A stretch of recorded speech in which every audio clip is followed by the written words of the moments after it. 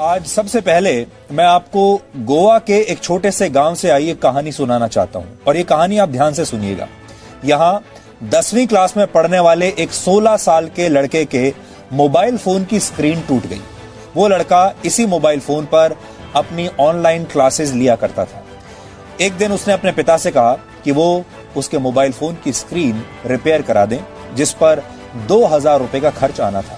लेकिन लॉकडाउन की वजह से उस लड़के के पिता के पास कई महीनों से रोजगार नहीं था और वो इतना पैसा खर्च करने की स्थिति में थे नहीं। इस पर पिता और पुत्र के बीच थोड़ी बहस शुरू हुई और पिता ने अपने पुत्र का उसकी कमीज का कॉलर पकड़ लिया। बेटे ने कहा कि मेरा कॉलर छोड़ दीजिए क्योंकि मेरे पास सिर्फ एक यही अच्छी शर्ट बची है, यानी एक ही कमीज बची है। और उसने अपनी शर्ट उतार कर कहा कि आप चाहें तो अब मुझे पीट सकते हैं। पिता के हाथ कांप गए और पिता ने कहा, ऐसा सोचा कि मैं पैसों का इंतजाम करके अपने बेटे से पिता ने कहा कि मैं तुम्हारा मोबाइल फोन किसी ना किसी तरीके से ठीक करा दूंगा, क्योंकि अभी मेरे पास सिर्फ 500 रुपए ही हैं और इस 500 रुपए से मुझे घर के लिए खाना खरीदना है, चावल खरीदने हैं। लेकिन इस एक घटना ने पिता और पुत्र समेत पूरे परिवार को तोड़ दिया।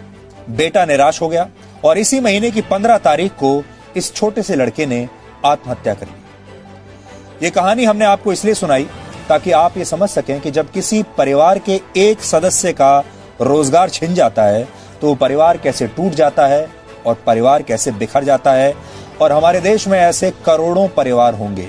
सबसे बड़ी बात यह है कि टीवी पर, मीडिया में इसके बारे में कोई बात क्यों नहीं कर रहा। बेरोजगारी एक ऐसा मुद्दा है जो देश के 25 करोड़ परिवारों को सीधे तौर पर प्रभावित करता है, लेकिन मीडिया को इस बात से शायद कोई फर्क नहीं पड़ता। आपको ऐसी खबरें तो दिखाई जाती हैं जो आपका समय बर्बाद करती हैं, आपका मनोरंजन करती हैं, आपको रियलिटी एंटरटेनमेंट दिखाती हैं। लेकिन हम इस सोच को बदलना चाहते हैं और इस बदलाव की शुरुआत हम अपने आप से करना चाहते हैं। और आप जानते हैं सारे न्यूज चैनल्स टीआरपी के पीछे ही तो भागते हैं और टीआरपी लेने के लिए ही तो आपको इस तरह के कार्यक्रम दिखाते हैं, इस तरह के डिबेट दिखाते हैं जिनको सुनकर आपके कान के पर्दे फट जाएं। रोजगार का मुद्दा, नौकरी का मुद्दा, ज्यादातर लोग रोजगार से संबंधित खबरें देखना चाहते हैं और ये जानना चाहते हैं कि उन्हें नौकरी कैसे मिल सकती है और कहां मिल सकती है, क्योंकि ये कोरोना संकट के बाद अब अगला बड़ा संकट यही है। हमने इस पर बहुत विचार किया और सोचा कि हम इस बारे में आपकी क्या मदद कर सकते हैं, सूचना देने में क्या मदद कर सकते हैं, क्योंकि मीडिया का जो पहला काम होता है वो होता है आप तक सही सूचना पहुंचाना और देश के युवाओं को यह बताएगा कि नौकरियों के क्षेत्र में उनके लिए कहां और कितने अवसर इस समय उपलब्ध हैं। रोजगार की कमी ने इस देश के लाखों परिवारों को कैसे तोड़कर रख दिया है, उससे जुड़े आंकड़े देखकर आप इस देश के लोगों की सोच आज बदल जाएगी। क्या आप जानते हैं, भारत में हर दिन 10 लोग सिर्फ इसलिए आत्महत्या कर लेते हैं क्योंकि उनके पास नौकरी नहीं है। रोजगार के अभाव में आत्महत्या करने वालों में औसतन 9 पुरुष और 1 महिला होती है। अकेले वर्ष 2018 में 12,000 से ज्यादा लोगों ने रोजगार न मिल पाने की वजह से आत्महत्या कर ली थी। भारत में वर्ष 2019 में यानी पिछले साल कुल 1,39,000 लोगों ने आत्महत्या की थी और इनमें से 10% से ज्यादा लोग बेरोजगार थे। 2019 में ही भारत में 10,000 किसानों ने भी फसल खराब होने और कर्ज के दबाव में आत्महत्या कर ली थी। अब आप सोच सकते हैं इन सारे लोगों के परिवार कैसे टूट चुके होंगे। और यहां ये सब हम आपको वो लोगों के बारे में बता रहे हैं जिन्होंने आत्महत्या कर ली। ऐसे करोड़ों लोग हैं जिन्होंने आत्महत्या नहीं की है, जो मरे नहीं हैं लेकिन जीते जी एक मृत व्यक्ति की जिंदगी ही बिता रहे हैं। इसके लिए आत्महत्या करने की जरूरत नहीं है, लेकिन जीवन उनका ऐसा हो चुका है कि अब जीने से भी कोई फायदा नहीं।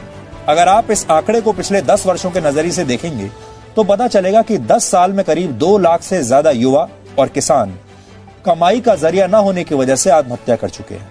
अब आप सोचिए, पूरा देश ये तो जानना चाहता है कि सुशांत सिंह राजपूत की मौत कैसे हुई। हमें इसमें कोई आपत्ति नहीं है, जानना चाहिए। लेकिन क्या आप में से कोई उन लाखों लोगों के बारे में भी जानना चाहता है जिन्होंने बेरोजगारी की वजह से अपनी जान दे दी? आपके भी जान पहचान वालों के बहुत सारे परिवारों में ऐसे लोग होंगे जिनकी नौकरियां या तो चली गई हैं या उन्हें मिली ही नहीं है और इस समय वो बहुत बुरी स्थिति में है। सुशांत की मौत की जांच सीबीआई से कराए जाने की मांग बिल्कुल सही है।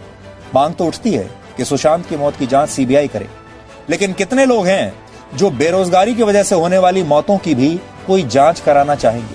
कितने लोग हैं जो बेरोजगारों की आत्महत्या के मुद्दे को सोशल मीडिया पर हर रोज ट्रेंड कराना चाहते हैं?